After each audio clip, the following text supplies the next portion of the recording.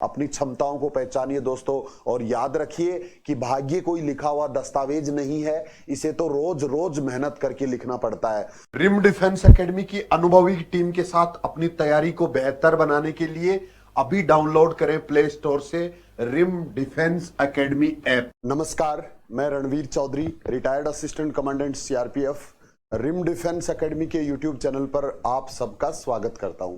दोस्तों, आज अपन बात करेंगे सीईटी के बारे में, समान पात्रता परीक्षा जो ग्रेजुएशन लेवल की है। तो इसके लिए पिछले एक वीडियो में हमने कई चीजें डिस्कस की हैं, इसके नोटिफिकेशन के बारे में, लास्ट डेट के बारे में, एज के बारे में, योग्यताओं के बारे में, सारी चीजें हमने पिछले वीडियो में डिस्कस कर लिया है।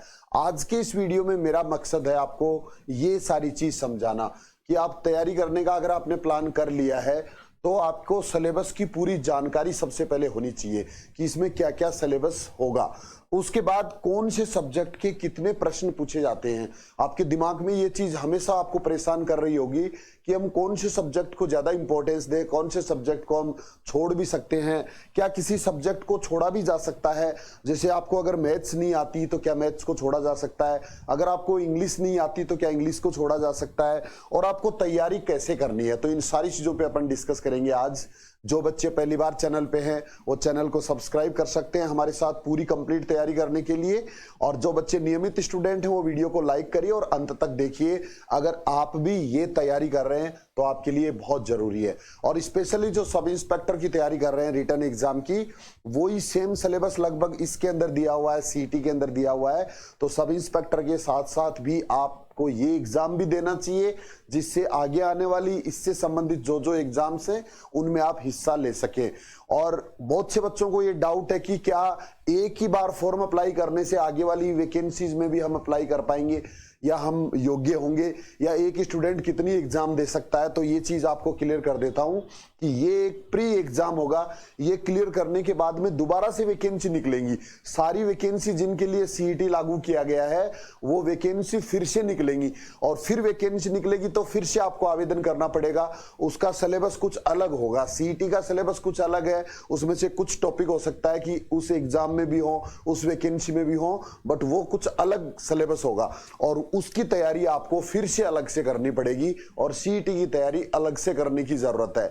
तो अब देख लेते हैं अपन कि सिलेबस की पूरी जानकारी कि कौन कौन से सब्जेक्ट सीईटी के अंदर शामिल किए गए हैं। सीईटी के अंदर जो सिलेबस दिया हुआ है इसमें सबसे पहले भारत और राजस्थान का इतिहास, राजस्थान की कला संस्कृति, भारत का भूगोल, राजस्थान का भूगोल, भारतीय और राजस्थान की जो राजनीतिक व्यवस्था है दोनों लेवल पे, इसके बाद भारत की अर्थव्यवस्था, राजस्थान की अर्थव्यवस्था, विज्ञान एवं प्रौद्योगिकी, तार्किक विवेचना एवं मानसिक योग्यता अर्थात मैथ्स एवं रीजनिंग, इसके बाद सामान्य हिंदी, सामान्य अंग्रेजी, कंप्यूटर का ज्ञान और करंट अफेयर्स। इस तरह से 13 सब्जेक्ट इसमें शामिल किए गए हैं। पूरा कंपटीशन के अंदर जितने सब्जेक्ट होते हैं सभी को शामिल कर दिया गया है। अब इस टोटल 13 सब्जेक्ट के लिए जो क्वेश्चंस की संख्या होगी वो 150 होगी, 150 क्वेश्चन होंगे, और इसके जो मार्क्स होंगे वो है 300 नंबर की होगी ये एग्जाम। और इसमें नेगेटिव मार्किंग नहीं होगा, नो नेगेटिव मार्किंग। तो इसलिए ये एग्जाम एक तरह से देखा जाए तो आपको आसान भी लगेगी कि नेगेटिव मार्किंग नहीं है, बट नेगेटिव मार्किंग नहीं होने से ये जो कट ऑफ है 300 में से ये काफी बढ़ के आएगी। और इसमें 15 गुना बच्चों को ही सिर्फ पास किया जाएगा। एक तरह से जितनी वैकेंसी आगे आने वाले दिनों में निकलेंगी उसमें से 15 गुना बच्चों को ही अगली एग्जाम में बैठने का मौका मिलेगा। इसमें फेल या पास नहीं होगा, आपको एक स्कोर कार्ड दिया जाएगा, एक मार्कशीट जैसा सर्टिफिकेट आपका आएगा, और उसमें आपके नंबर लिखे हुए होंगे, आपकी पूरे राजस्थान में कौन सी रैंक है ये लिखी हुई होगी।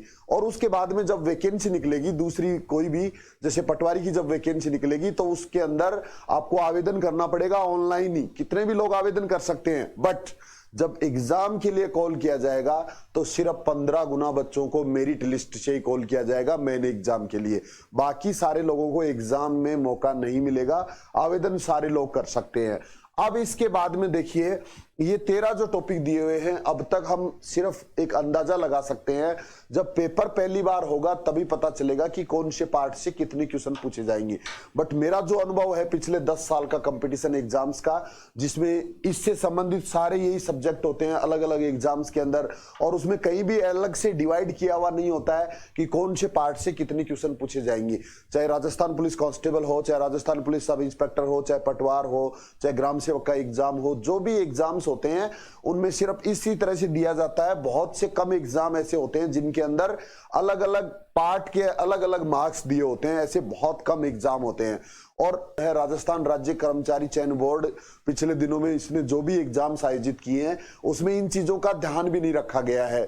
यानी कहीं से किसी पार्ट से ज्यादा क्वेश्चन दे दिए गए हैं, किसी की पार्ट से कम क्वेश्चन डाले गए हैं, इस तरह से भी किया जाता है। आरपीएससी में जरूर थोड़ा सा ध्यान रखा जाता है इस चीज का कि जो टॉपिक दिए गए हैं उसी में से क्वेश्चन पूछे जाएं। बट एक मोटा मोटा अगर हम आइडिया देखें तो हर एक पार्ट के अंदर लगभग 10 तो मिनिमम क्वेश्चन पूछे जाएंगे।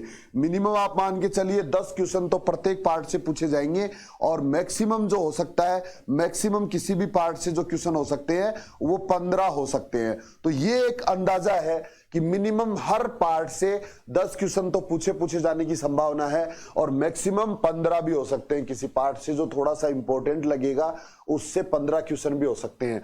15 क्वेश्चन होने वाले जो टॉपिक हैं वो यही हो सकते हैं। एक तो करंट से संबंधित हो सकते हैं, करंट से संबंधित 15 या 15 से ज्यादा क्वेश्चन भी पूछे जा सकते हैं। इसके अलावा जो विज्ञान एवं प्रौद्योगिकी वाला पार्ट है ये भी इंपॉर्टेंट होता है, इसमें से भी ज्यादा क्वेश्चन पूछे जा सकते हैं। इसके बाद बाकी सारे जो चीजें हैं वो लगभग एवरेज पार्ट वाली है, एवरेज नंबर वाली है, और कोई भी इन चीजों को चैलेंज नहीं कर सकता। कोई भी ये चैलेंज नहीं कर सकता कि इसमें से कम क्यों पूछे गए या इसमें से ज्यादा क्वेश्चन क्यों पूछे गए। टोटल 150 होंगे सारे सब्जेक्ट को मिला के। अब इसके बाद में क्या किसी सब्जेक्ट को छोड़ा भी जा सकता है? अब अगर हमने तैयारी का प्लान कर लिया है तो क्या किसी भी सब्जेक्ट को छोड़ा जा सकता है? ये आपकी रणनीति पर तय होता है। वैसे नेगेटिव मार्किंग नहीं है, इसलिए मेरी राय अगर मानो तो किसी भी पार्ट को आपको छोड़ना नहीं है। अगर आपको इंग्लिश बिल्कुल नहीं आती तो भी आप कम से कम जो इजी टॉपिक्स हैं उनको जरूर थोड़ा सा तैयार करिए, जिससे आप कम से कम कुछ क्वेश्चन तो कम से कम कर पाए। मान लीजिए कि आपको मैथ्स बिल्कुल भी नहीं आती और मैथ्स के 15 क्वेश्चन पूछे जाते हैं, तो उस कंडीशन में 15 में से अगर हम थोड़ा बहुत भी अगर ध्यान देंगे, अगर इजी टॉपिक्स भी अगर थोड़ा बहुत देख लेंगे तो नेगेटिव मार्किंग नहीं होने की वजह से कुछ क्वेश्चन हम जरूर कर सकते हैं। हर पार्ट के अंदर 4-5 क्वेश्चन हम जरूर कर सकते हैं। और जब पेपर बनता है वो भी इस तरह से बनाया जाता है, मैं बता दूं आपको, कभी भी सारे क्वेश्चन हार्ड नहीं बनाए जाते हैं, कभी भी सारे क्वेश्चन किसी भी टॉपिक से टफ नहीं लिए जाते हैं। कुछ क्वेश्चन इस तरह के जरूर डाले जाते हैं जो एकदम बेसिक नॉलेज के होते हैं। तो आपको मेरी राय में किसी भी पार्ट को छोड़ना नहीं है, हर पार्ट को जरूर टाइम देना है। अब प्लानिंग आपको खुद को करना है कि कौन से पार्ट को कितना समय देना है, और जो 3 महीने का टाइम अगले दिनों में हमें मिल रहा है उसमें हमें इस तरह से प्लानिंग करके चलना है कि हम मैक्सिमम सिलेबस को कवर कर सकें। और जिन बच्चों की पहले से तैयारी है उनको तो ज्यादा दिक्कत नहीं आएगी, लेकिन जिन बच्चों ने अब तक कुछ भी नहीं देखा है वो थोड़ा सा ध्यान दीजिए और पढ़ाई में थोड़ा सा टाइम एक्स्ट्रा लगाइए, क्योंकि इसी से आपका अगला 1 साल आप कंपटीशन लाइन में बने रह सकते हैं। अगर आपने ये एग्जाम पास नहीं किया तो अगले साल आप बिल्कुल बाहर रहेंगे कंपटीशन से। सिर्फ कुछ कंपटीशन जिसमें राजस्थान पुलिस सब इंस्पेक्टर है वो आपके लिए हो सकता है, वो सीटी से बाहर रखा गया है। इसके बाद में तैयारी कैसे करें, तो ये प्लान आपने अब तक कर लिया होगा। पिछले एक वीडियो मैंने प्लानिंग के बारे में बताया था कि आपको कैसे प्लानिंग करना है, आपको ऑनलाइन करना है, ऑफलाइन करना है, सेल्फ स्टडी करनी है, लाइब्रेरी में बैठ के करना है, पहले आप कोचिंग कर चुके हैं। ये सब की कंडीशंस अलग अलग होती हैं। बट रिम डिफेंस एकेडमी में आपके लिए ऑनलाइन क्लासेस बहुत जल्दी शुरू होने वाली हैं। अपना जो दूसरा चैनल है रिम क्लासेस ऑनलाइन, इस पे हम बहुत जल्दी क्लासेस शुरू कर रहे हैं, तो वहां से आप ऑनलाइन भी हमारे साथ जुड़ के यूट्यूब के माध्यम से भी तैयारी कर सकते हैं। जो बच्चे ऑफलाइन तैयारी करना चाहें, जयपुर में बैचेस शुरू हो चुके हैं, हॉस्टल फैसिलिटी है गर्ल्स एंड बॉयज दोनों के लिए, तो यहाँ आके भी आप तैयारी कर सकते हैं। साथ में आप सब इंस्पेक्टर की तैयारी भी कर सकते हैं। और जो बच्चे एप्लीकेशन पर तैयारी करना चाहते हैं उनको एप्लीकेशन डाउनलोड करना है प्ले स्टोर से, रिम डिफेंस एकेडमी, और वहां जाके भी आप अपनी सीईटी की तैयारी बहुत कम खर्चे में आराम से कर सकते हैं। तो इस तरह से आपको तैयारी शुरू कर देनी है लगातार। नेक्स्ट वीडियो में हम इससे आगे डिस्कस करेंगे। अगर अब तक भी आपने चैनल को सब्सक्राइब नहीं किया है तो चैनल को सब्सक्राइब जरूर कर लें। तो आज के लिए इतना ही। जय हिंद, थैंक यू, धन्यवाद। रिम डिफेंस एकेडमी की अनुभवी टीम के साथ अपनी तैयारी को बेहतर बनाने के लिए अभी डाउनलोड करें प्ले स्टोर से रिम डिफेंस एकेडमी ऐप।